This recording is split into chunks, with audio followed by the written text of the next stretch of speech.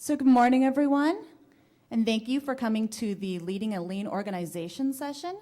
I have the pleasure of introducing the presenter for this session, Sami Obara. I'm going to read his bio, and then he'll be speaking to you shortly.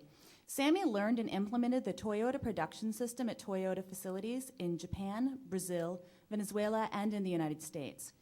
He has taught Lean to a multitude of consulting firms, educational organizations such as Harvard and Stanford, and even in humanitarian missions through Asia and Africa. With close to 30 years of Lean experience, he's helped more than 350 companies. These include TPS projects in environments ranging from schools to hospitals to military and many others in a variety of countries, including China, Mexico, Canada, Indonesia, Brazil, Japan, Austria, the UK, and the United States. Mastered in technology management, he also is a faculty member with the Lean Institute and an instructor of global strategy management for the California Community College System. He's a guest lecturer on Lean for postgraduate classes at Stanford University and San Diego State University, and has been a speaker at conferences sponsored by the American Production and Inventory Control Society, the Association for Productivity and Quality, and the American Society for Quality. He's fluent in Portuguese, Spanish, and English, and has a basic knowledge of Japanese. He currently aids companies implementing Lean through Honsha.org. Sami Obara.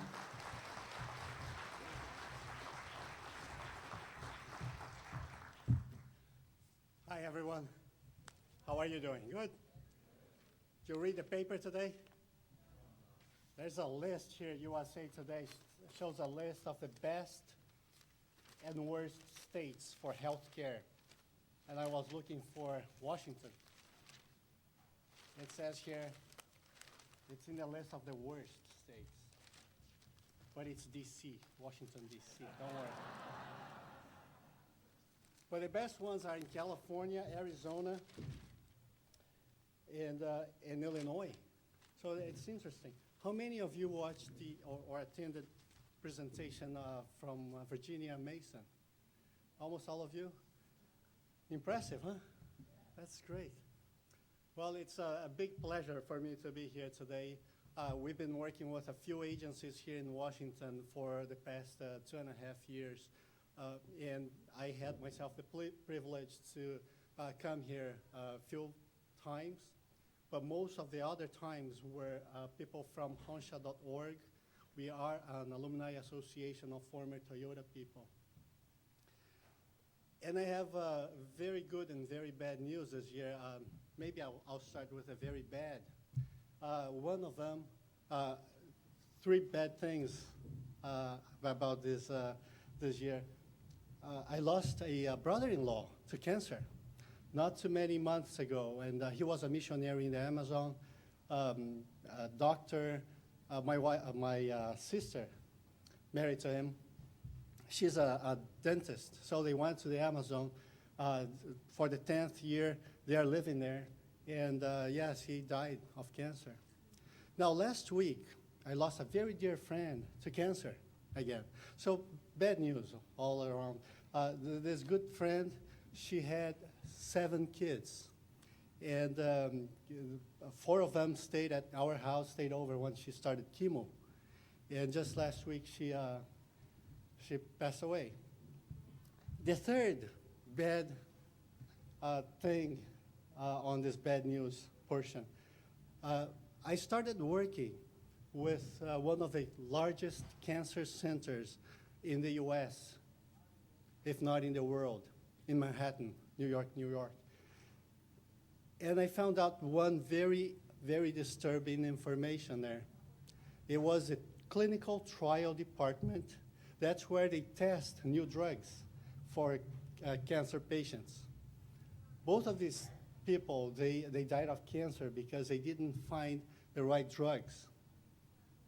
But what makes this information very sad to me is that this clinical trial division in New York City had plenty of drugs to test, and they couldn't process candidates for those tests fast enough. So many of them died just waiting in the waiting room, Can you believe that? You have drugs waiting to be tested, people waiting to be tested, eager to be the experiment of those new drugs, and drugs don't get tested, and people die. How can we do this misalignment and fail so much? So I was glad when I saw Virginia Mason doing some of the things. I brought up one example, one article from Virginia Mason, but we've been working with several healthcare companies. We are actually bringing some people to build cars in Japan. Actually, next one will be in May 2013. And we bring some people from other countries to visit Toyota facilities, even in Long Beach. I live in San Diego, California. And we brought, just 6 or 7 months ago, 13 executives from Siberia, a company that makes the M&Ms. They wanted to visit Toyota. They wanted to learn how Toyota makes cars. And once they left and they went back to Siberia and Moscow, they said, well, we never learned so much how to make chocolate better just by watching how Toyota does it.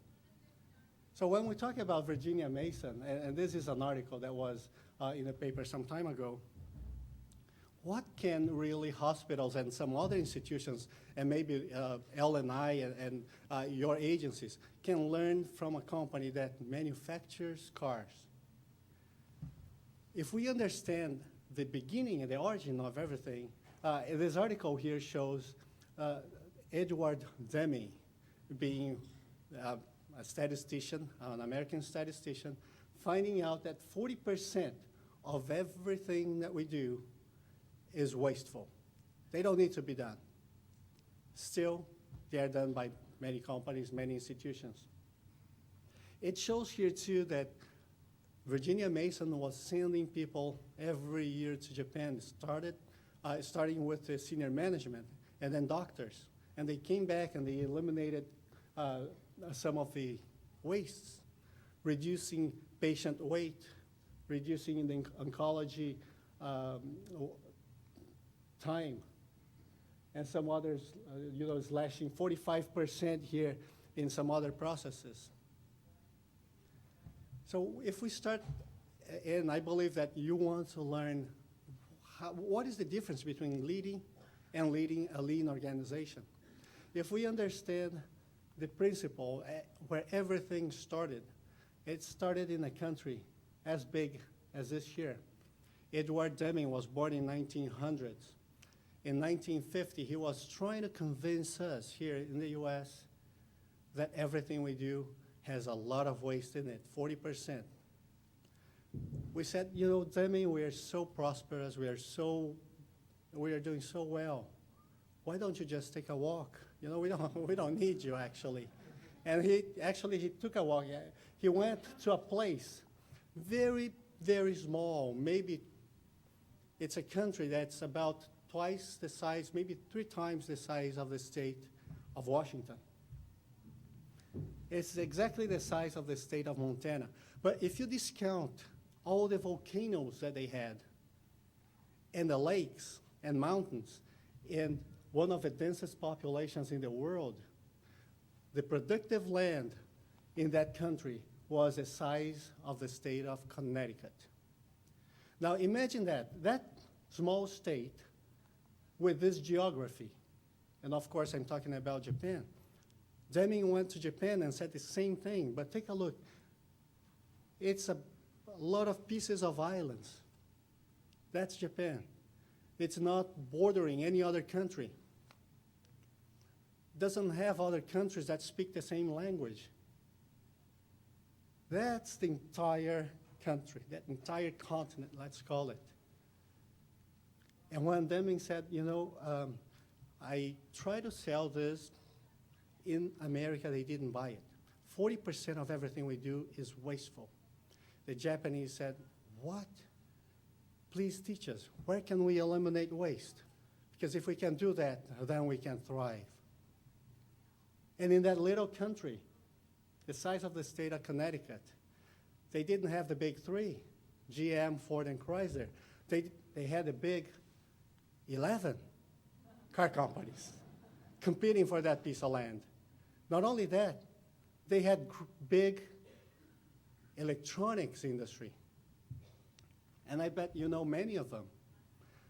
They had great camera makers, and still do. They had great service companies there that became big here in the US too, and Europe. They had food and beverage companies that made into the US and to the Western world. They had sports gears, heavy machinery. All that competing for this little piece of land. And if I ask you how many of you know at least half of the brands here, probably many of you. But this here is just a tiny fraction of the companies that left Japan to come and conquer the world. There's many, many more. And they are just in a piece of land like that. Of course, they said, teach us what we can do to improve. Because, you know, the place that we have, the space, the room that we have is the size of this room, and we need to build not only one department, one entire factory. Can we do that? Well, only if you start eliminating waste relentlessly. And back to the, when we said very, very big population, they have the 10th largest population in the world.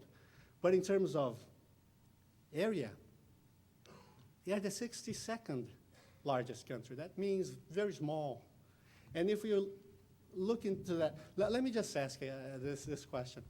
How many of you own or consume at least 3 of these products? Maybe it's your car, maybe it's a phone, maybe it's your Nintendo, maybe it's at least 3. Let me see. Wow, I think I see all hands. Maybe even 10, yes. But think about this now. This comes from a little island, very small. Let's go to countries that are much larger. Let's go to Zimbabwe. How many of you own things from Zimbabwe here? No? At least one? No? How about from Yemen? No products? So if we start thinking, well, for all these companies to survive and thrive, and this is just a tiny fraction of them, and come to the US and conquer the world, they really needed to be competitive. So Lean was born out of needs. They really needed to do that. Otherwise, you cannot grow to that size. And that's why everything started with, let's eliminate waste. Wherever we see it, we have to eliminate. But the problem is, how can we see waste? So they had this down to a science, and one bright guy in Toyota said, what if I identify all single waste that there is? Teach people how to find the root cause for those wastes, and create a technique so whenever they eliminate one waste, they will standardize so that type of waste will never come back. And that's how they started.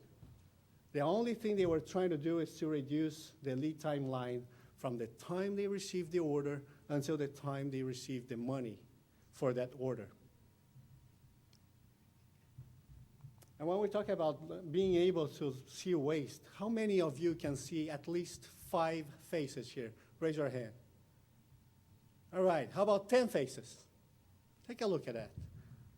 One hand, 2. If I give you more time, maybe you can find more. Can you see this one, for example? Yes? How about this one? Maybe this one. How about this? Did you see this one in the back? Probably this one here, right? How about this? Yes or no? All right. How about this one here? This one. This one. Just kidding. There's no face there. You guys are... That's not how the game is played, guys. Pay attention.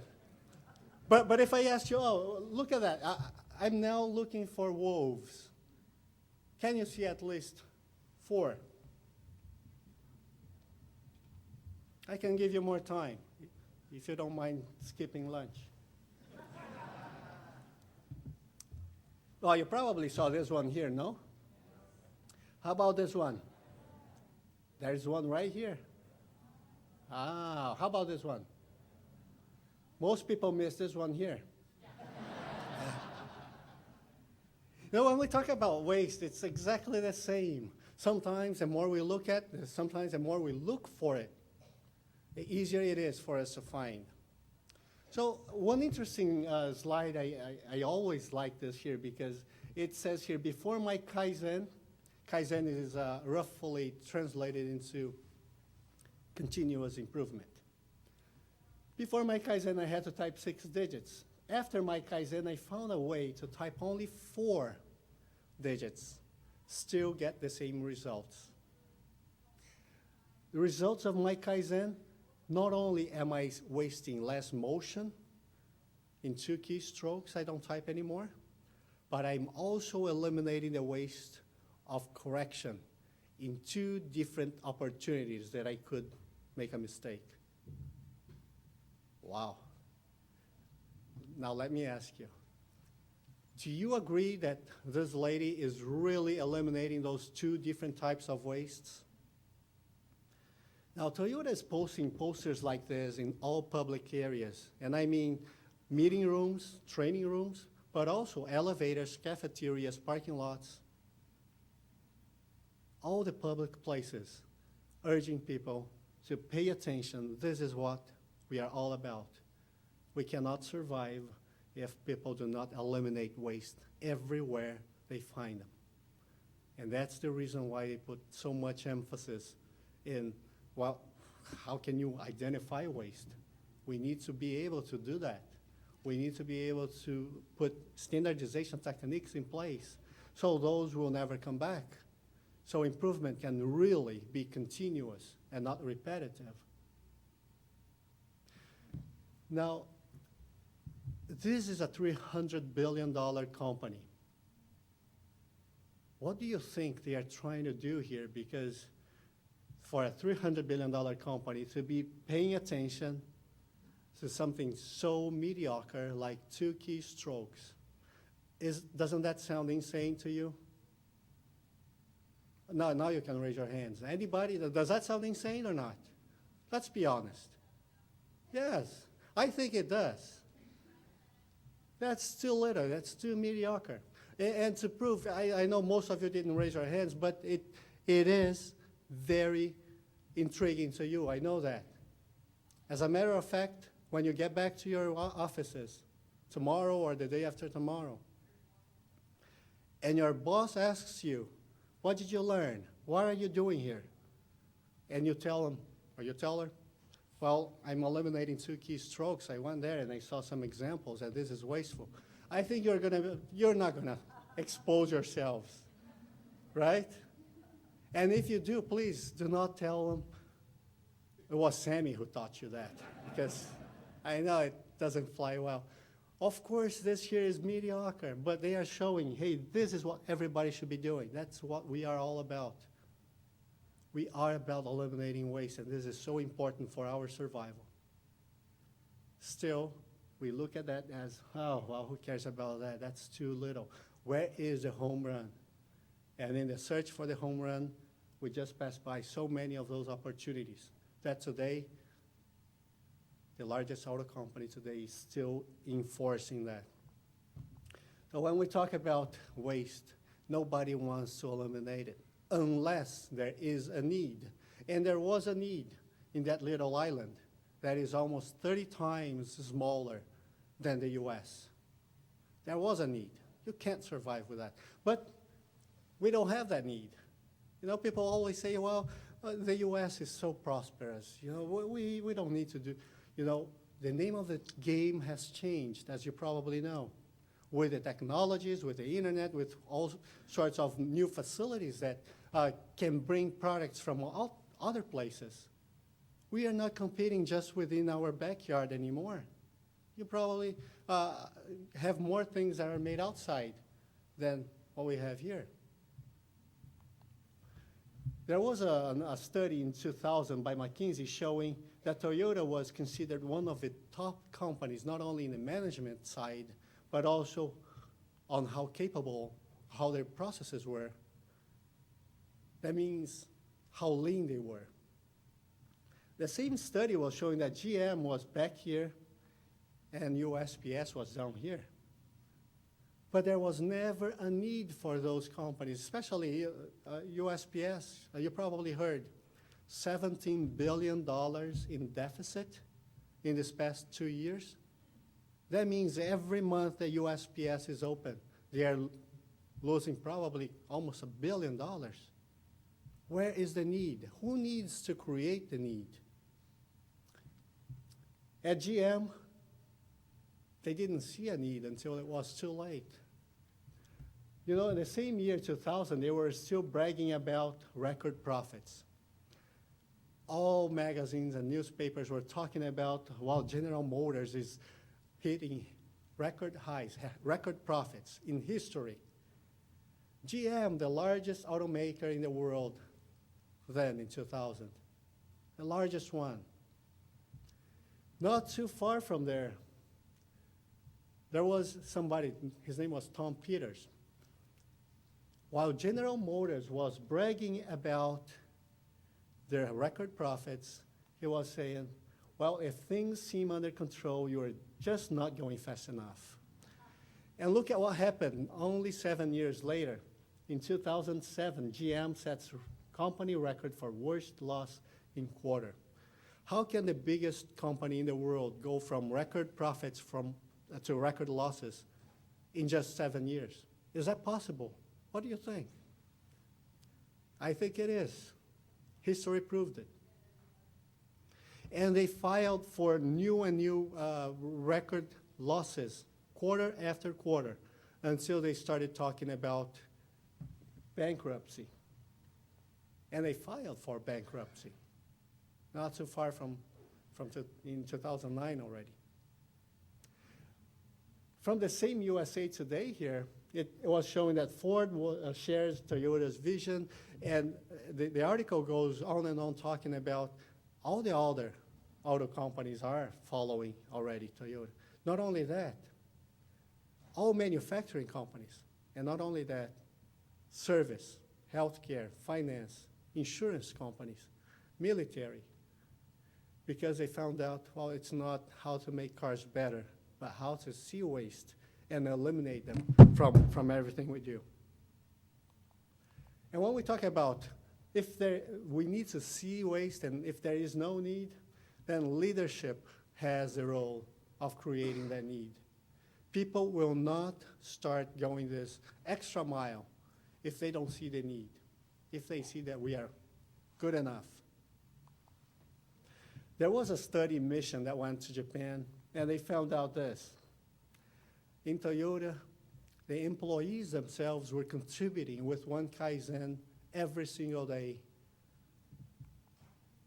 While in Japan, the average was a lot lower. It was just one Kaizen per week, per employee. So when they came back to the US, it was a mission done by Toyota executives. They said, well, let's just take a look at how productive, how engaged, how our people are prepared and contributing with Kaizens. What do you think the number was? One Kaizen per month or per year? Not even close. It was one Kaizen per every 7 years per employee. Now look at the magnitude.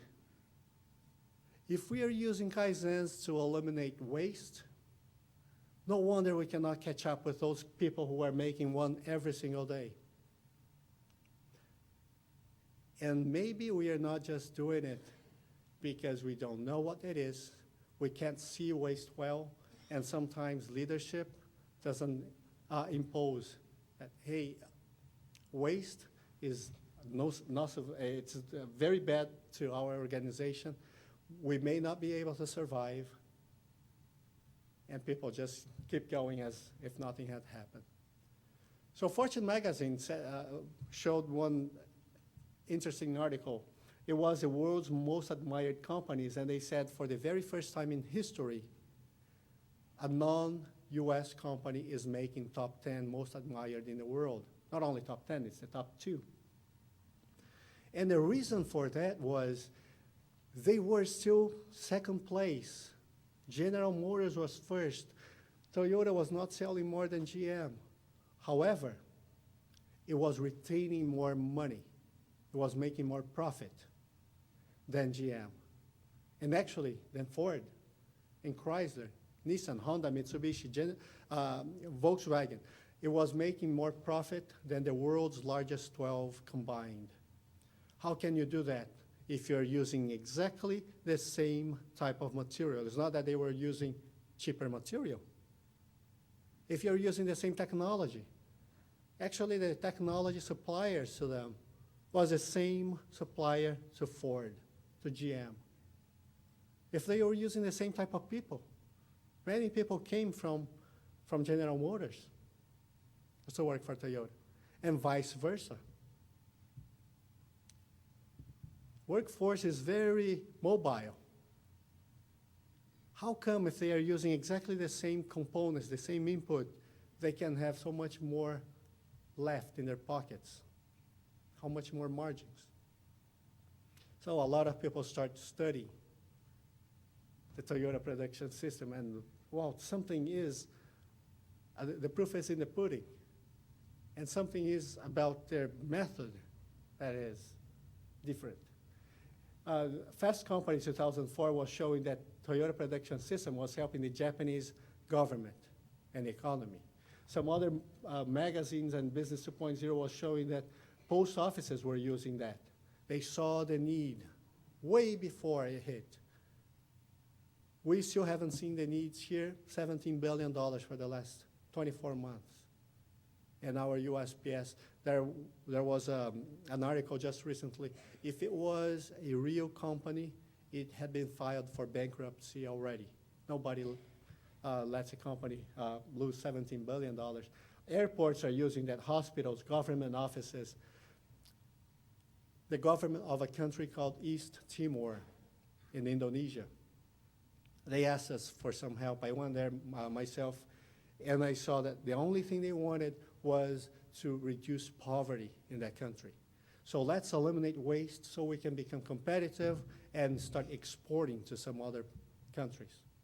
The same type of work we did in Kenya and some other poor countries.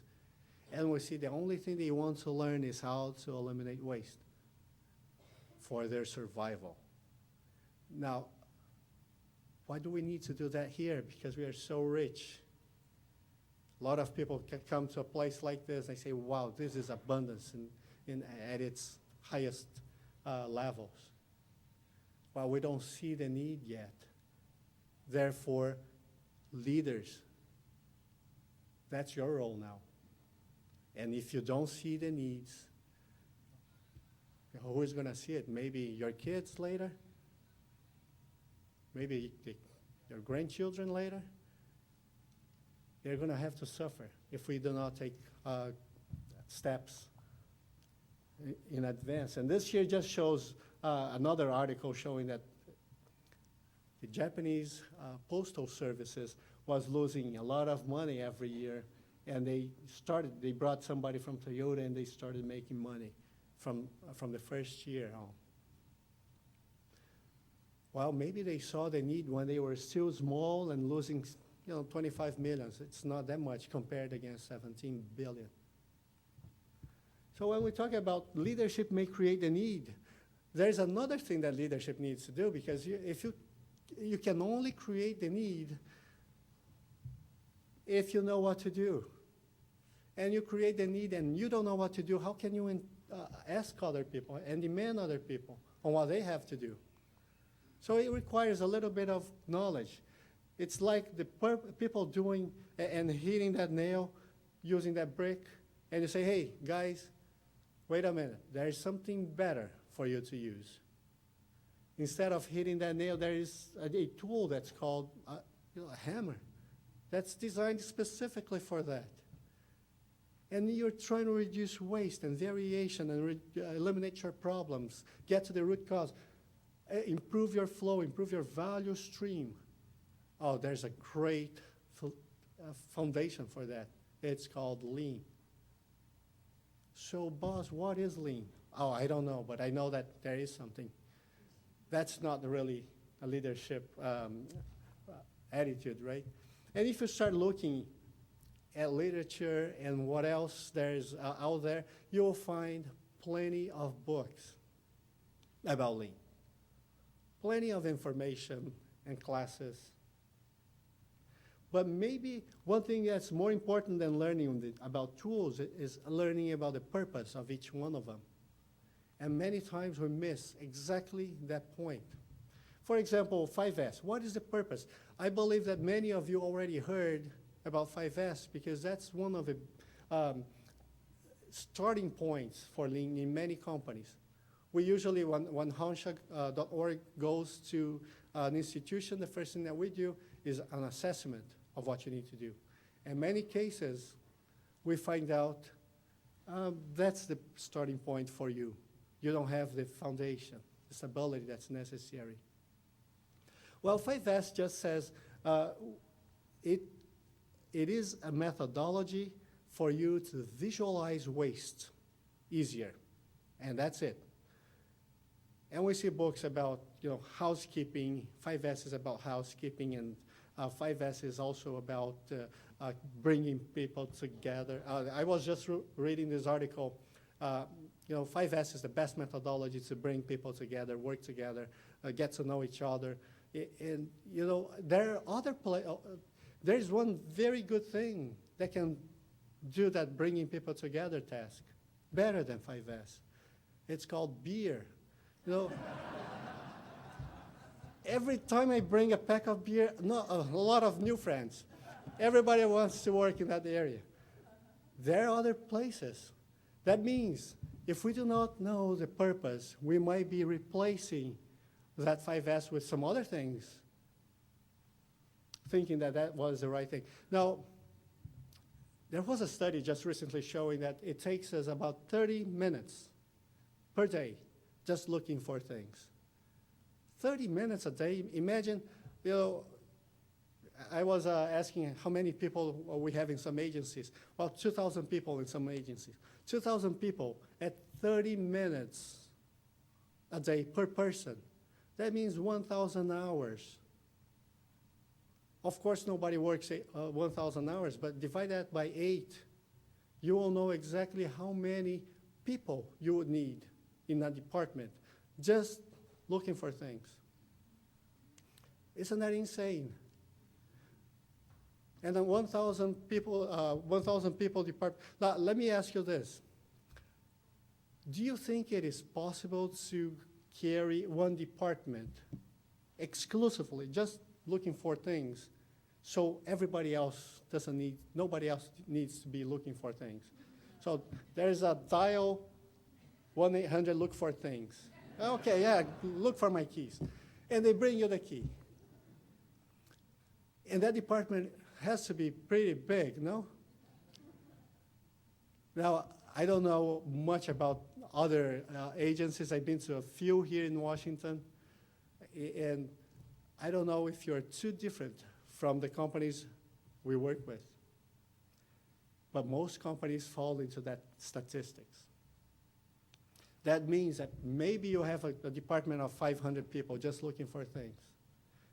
And if I ask you, is it possible to survive? Of course it is, because you are surviving. The problem is when there is some budget cuts, maybe there is competition. Of course, government agencies are a little bit different.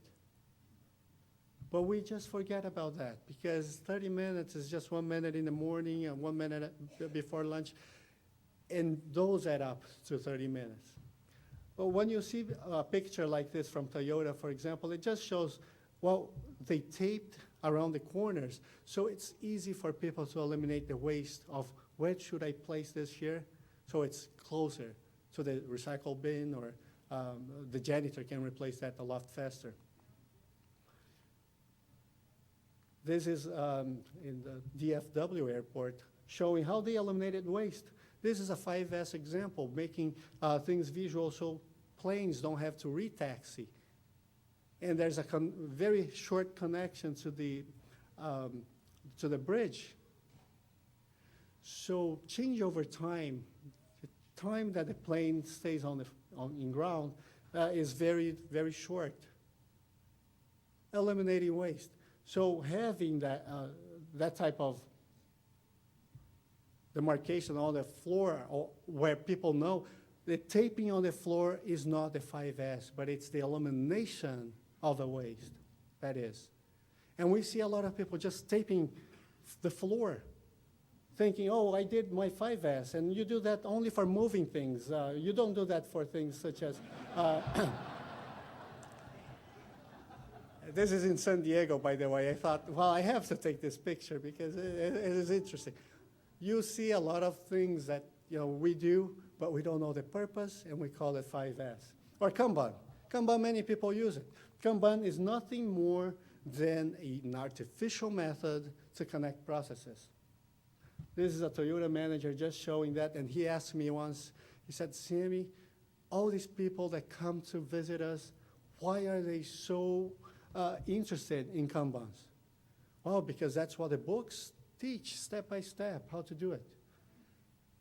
And his question was, do they know that this here is very bad, and we are ashamed of this? Well, they think this is the best thing. And he goes, well, this is the worst thing. And we are relentlessly working to eliminate Kanbans, while many companies are relentlessly working to implement Kanbans in their work areas. And maybe because we don't know the purpose, and the purpose is just to connect to processes. And if we can connect the processes physically, let's do it. Let's not use something that's artificial. This here is just one example of red, yellow, and green. That's another way to use Kanban, and you can use it in manufacturing or administrative areas here where the pile is getting to certain other colors here. You already know that, oh, the next folder needs to be diverted to the other process, to the other cell.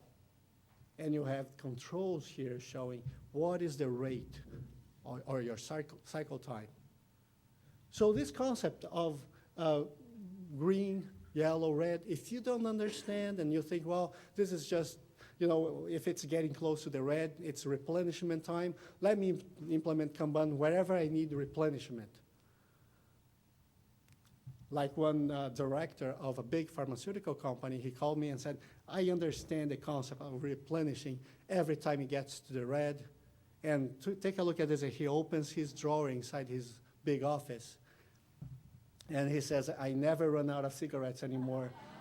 If it gets to red, I already know I need to reorder. Well, but what's the purpose, huh? And I asked him if I could take a picture. He said, sure, but never tell people who I am. But it's a pharmaceutical company. Now, the interesting thing here is that he said, Sammy, with all honesty, I did this as a humorous way to show everybody in my company that even I do it. It's simple, and that's how it works.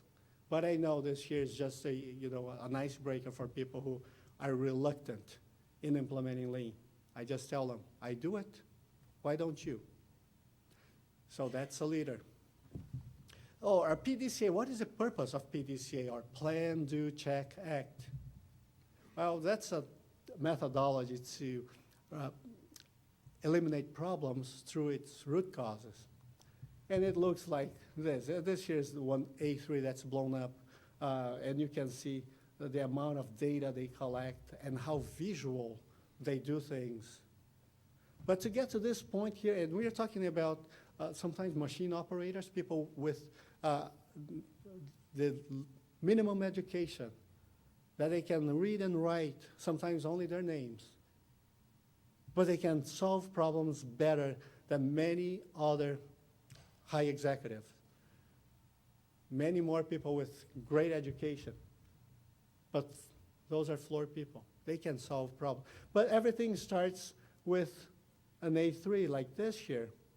A3 is just the size of the paper, 11 by 17.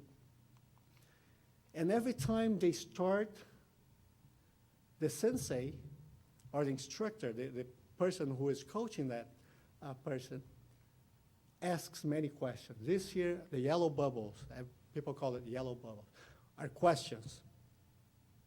Never, no, this here is not right. No, it's, what do you want to prove by doing this? What does this chart mean? And sends it back to the person. The person changes it quite a bit. There are a bunch of new questions, and changes, and more questions, until it gets approved to second step. And there's plenty of questions there. Some questions, they go back to first step. Some others, they give approval to go to the next step. And you can see the progress, right? It's almost done until it gets to the final point, and still a few bubbles there. And they can say, well, we saved 28,000 pounds here in this one 3-month event. Or in this other one, we saved 5,000 euros. And that's going to be saved every single year. And when we have plenty of those going, then problems, they don't become that threat anymore. They even become fun. What is the next problem we are going to solve? Do you have any problems? Well, I have plenty of them. Let's find which ones we will solve first. But in many companies and organizations, what we see is some people are still afraid of problems. They are actually afraid of the word problem. They actually change the word problem. They call it opportunities. Oh, you know, we have opportunities, a bunch of them. You know, opportunities is actually, when you hear the word opportunity, that reminds me of those time-sharing salespeople. You know, oh, I have some opportunities here. Come here. The opportunities, as Daryl Wilburn from Honsha, he used to say, well, you can choose to take it or not. That's opportunities. Problems, you don't have the choice. You just go there, face it, eliminate it. So don't disguise problems into opportunities. Once we are equipped with the right methodology, we will be able to solve them without having that fear. Well, Kaizen Taiyan, what is that? This is another one of those Japanese words that never found a good English translation. People say, well, Kaizen is continuous improvement. Well, it's really not only that. What is Taiyan, for example? Well, the best translation for that is it's a proposal. Well, proposal here in the US, for example, when you propose to somebody, when I propose to my wife, that means, oh, it's a few months from now, we're going to get married. It's something that will happen in the future. Taiyan is proposal, but it's something that already is done already. That's my Kaizen proposal that I already did. What do you think?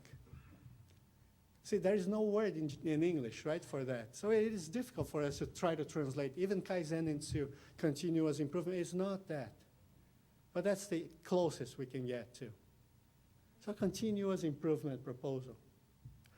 Well, actually, when we talk about purpose, what is the purpose of Kaizen, which we hear many, many times when we talk about lean?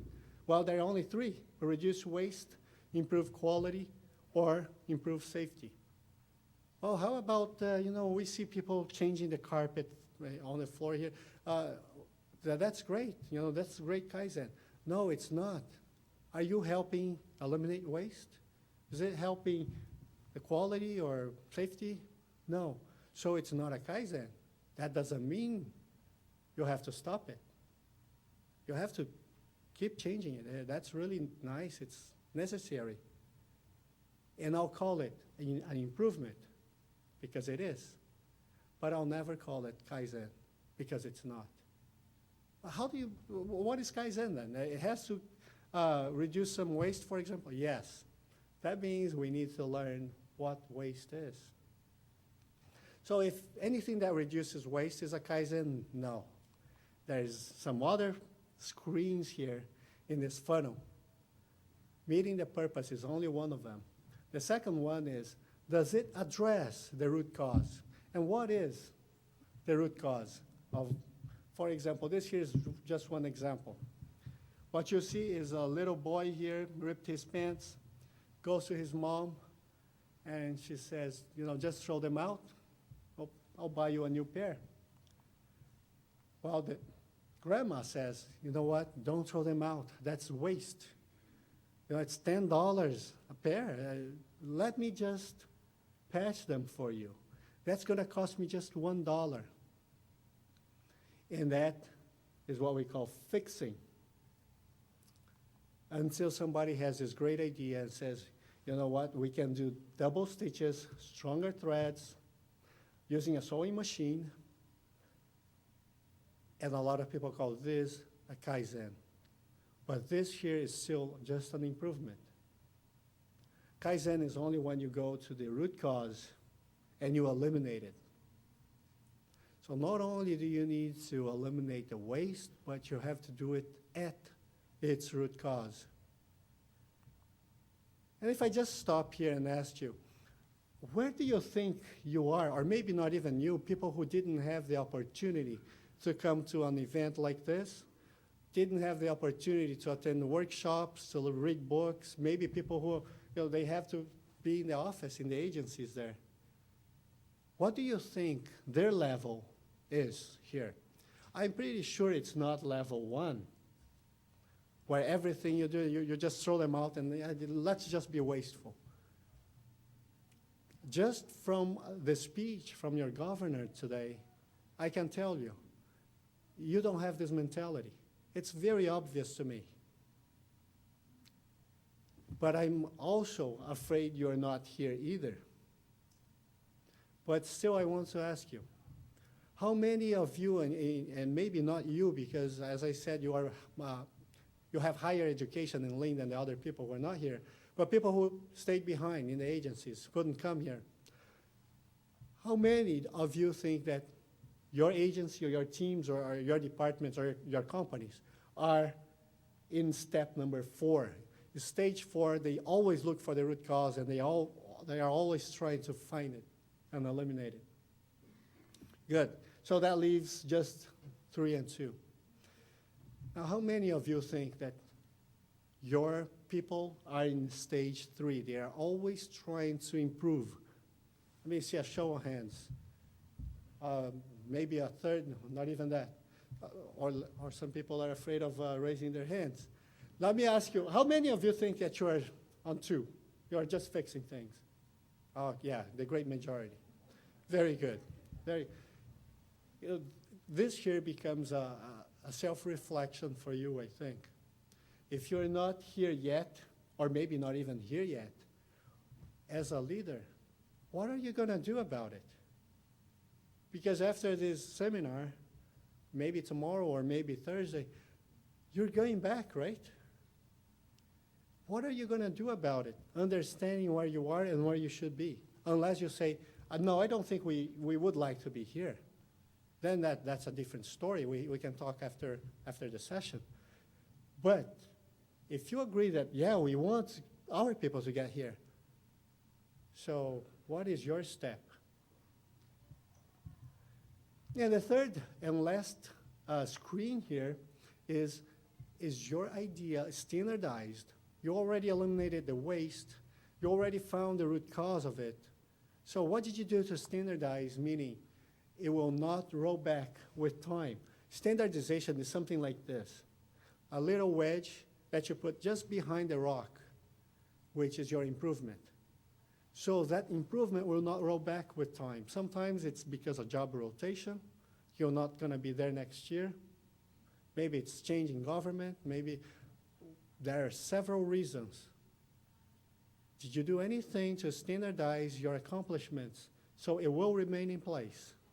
Otherwise, that rock will roll back. You're going to push it up again and always think, oh, I'm improving. That's the definition of repetitive improvement, not continuous improvement. So when we talk about Kaizen, there are only 3 steps here, which is we already talked about the purpose. And if we talk about eliminating waste, you see the 7 types, and there's one additional one here. They call it ideas not used. And this here is a very Western addition to the original from Toyota, which was 7. The root cause. and the standardization. Are we following those? So when we talk about purpose, we need to understand that first thing so we can permeate that to the other levels. So let me make you a proposal now. And this is a real proposal. It's not going to happen today, but in the future. If I gave you $1,000 every day for 1 calendar month, 31 days, of course you'd have at the end $31,000. But say I have a different option for you. And the option is, instead of giving you $1,000 every day for 1 month, I will do the same for 1 month, but I'll give you $10 the first day. But I'll double it every day for 1 month. And that's option B. How many of you would go for option B here? Let me see, a show of hands. Oh, almost half of you. So almost half of this group, you think that you'd end up with more than $31,000 at the end of the month. Am I correct? What if I lower that to $1? I still double it every day. What do you think? Some people, you've been through that, huh? Yes, it's a good number of people. Now, let me say that I have a final offer, and see if you stand. It's 10 cents. I still double it. 10 cents, 20 cents, 40 cents. Just 1 month, huh? Oh, I see almost 10 hands here. That means I need to give you the final and last offer, a penny. I still double it. I still double it. Wow, you guys are really reluctant, resilient. Well, let me do this. Instead of, I cannot lower that penny offer, much less, right? What I can do, though, is I can increase your offer. Instead of $31,000 in option B, I'll double it. Instead of $1,000 a day, how about $2,000 a day? How many of you would still stick with option B? Let me see. Oh, a few of you. So you really think you're going to end up with more than $60,000 by starting with a penny? Just 1 month? Or you didn't get my game right? Okay, let me do this. I think we cannot go any further than that. I'll give you $1 million. $1 million, okay? At the end, I'll just give you a lump sum, $1 million. Or option B, I'll start with 1 penny and still double it every day. Anybody go for? So you think it's going to be more than $1 million? All right. So are you guys from the IRS department internally? Well, let's take a look at this. So if you really start with a penny, it grows very fast. Does anybody want to change their minds now? Nobody? Nobody for option B? Okay. Well, we can keep going. How about now? Do you really think it's going to end up at more than $1 million? Now, who wants to change their minds now, for example? What do you think?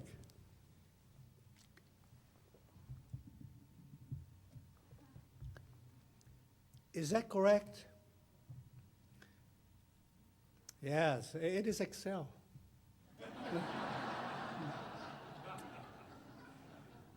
Now, let me tell you, Kaizen, when we talk about Kaizen Teian, we are talking about this type of improvement. The one that starts with those 2 microseconds. And nobody wants to pay attention to it unless somebody shows them the big home run. And when I showed you the big home run, everybody wanted, yeah, I can do that. Now, how many times do you think in your lifetime you will have somebody showing you the final result, the finish line, so you can take your first step? How many times you'll be lucky enough to have somebody to show you that? Maybe never. And what I'm showing you here is doubling something every single day. That's really amazing. And now we can see, and now we can, let's take a try. But you know that if you did 1%, not 100% as we did here, I won't double it, but only 1% improvement every single day. You know how much you would improve?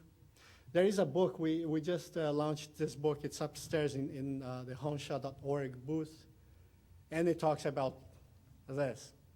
The answer is, in just 70 days, you double your performance, your improvement, even if it's 1%. We're not talking about those 100% anymore, doubling every day. Just 1%. How difficult is it for us to do that? How much time will it take from our busy days? So instead of the Kaizen in batches, oh, let's just have a Kaizen event that week. And nothing against Kaizen events or Kaizen weeks. But make sure that this year is not replacing the Kaizen Teian, the culture of everyday Kaizen by everybody, everywhere. So and when we talk about that, just an example. Before my Kaizen, this is from the same series that that I showed the lady typing the extra digits. So before my Kaizen, I had to fill the bucket and then mix the contents with the water and some of the powder that was already here, some paint.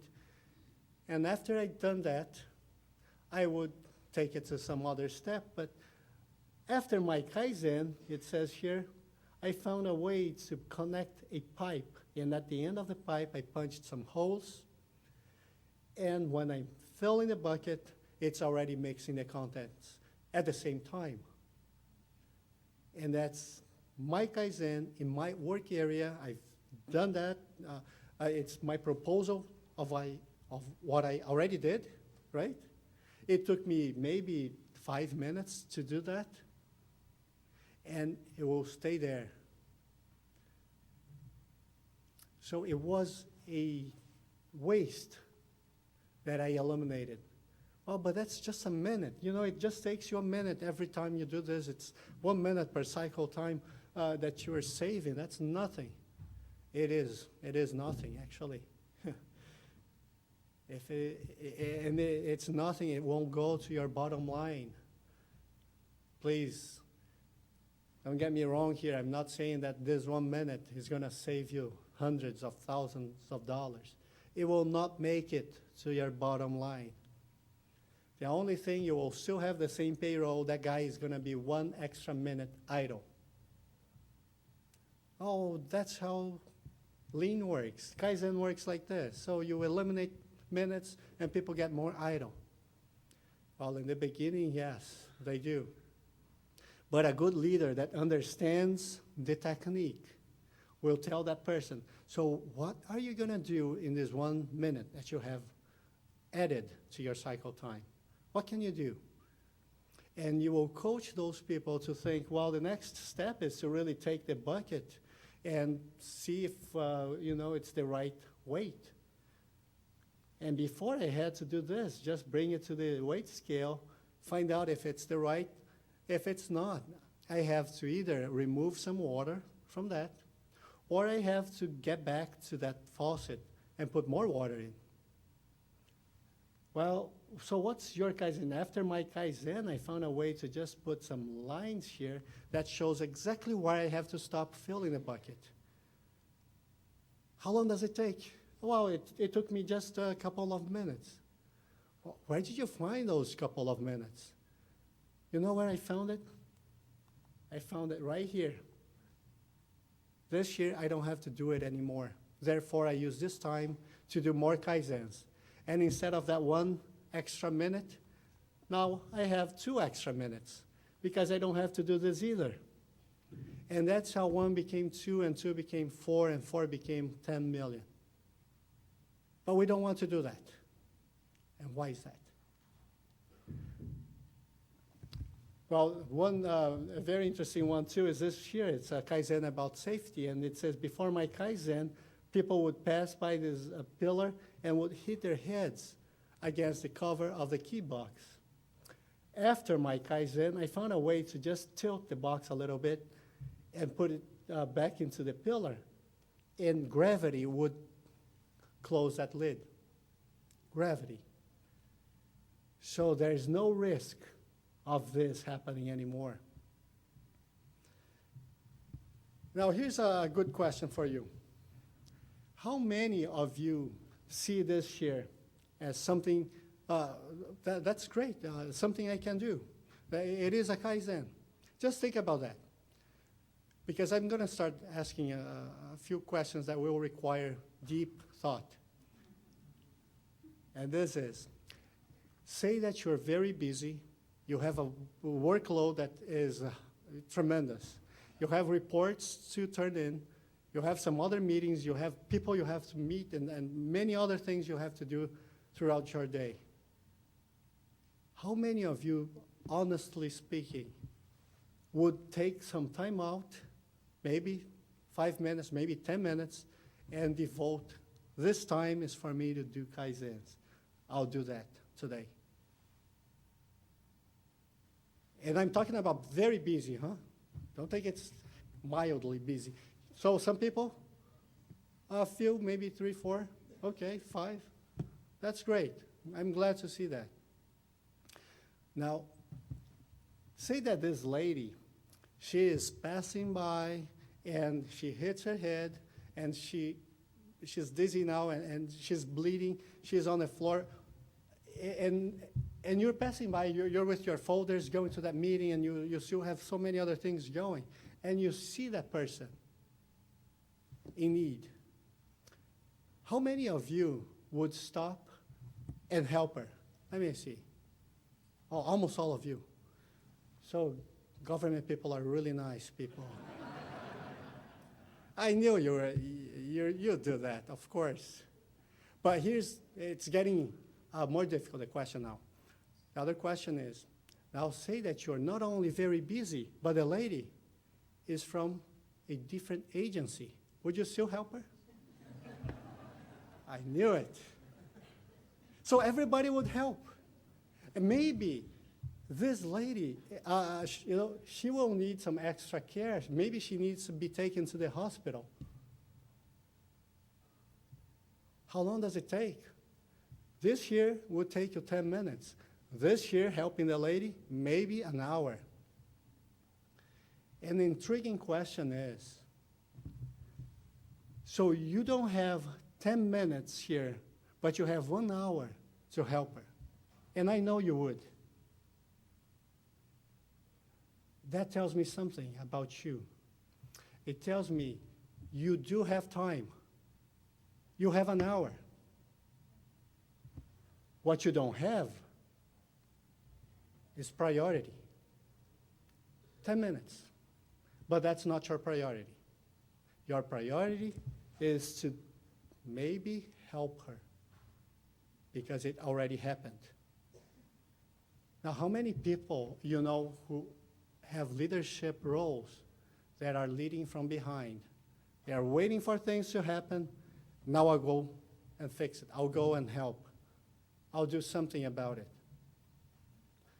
Because when we talk about lean leadership, we are talking about leading here, eliminating waste before we run out of budget, before we go into bankruptcy, not after. And that's where we have to do that self-reflection. Find out, maybe I think we need to learn more about lean and all the techniques so I can lead my people. They can get better. Our agency can get better. Our state, and hopefully the entire federal government, the entire country. That's how important it is. So when we talk about Kaizen, this here is actually the word Kaizen written in kanji. So the first part here means kai, or change, or continuous. The second part here means improvement, or better. So you see that the Japanese is a little bit different. They use some of the Chinese characters. They call it kanji. And there is no good translation to date on that. Because the best one I've ever seen is this one when you eliminate each one of the components. And this first part here means self. The second part here on the right-hand side, that means whipping. You know what whipping is? You know when some cultures, they have that culture of self-whipping. Okay.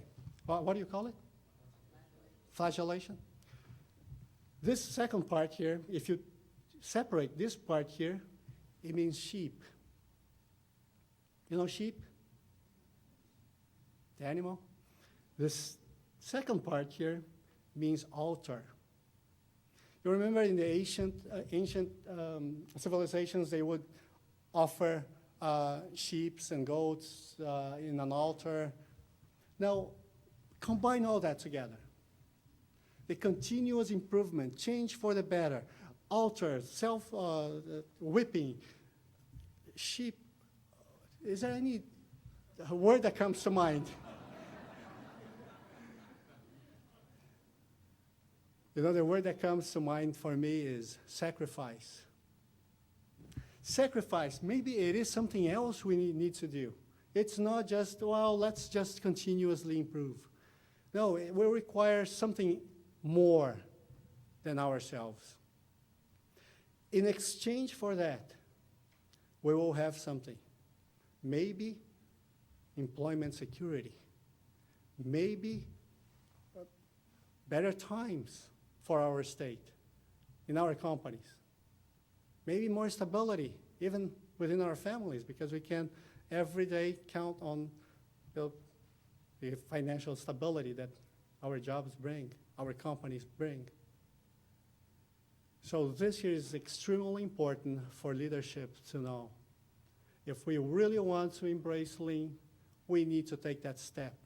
And if, during the self-reflection I asked you to do, if you believe that, well, I'm not willing, I'm not ready to take that step, to do a Kaizen, to lead lean into my organization, you have to tell somebody, because maybe you are in the wrong role. And that can be very damaging, not to you, not to your department, but to the entire state, if not the country.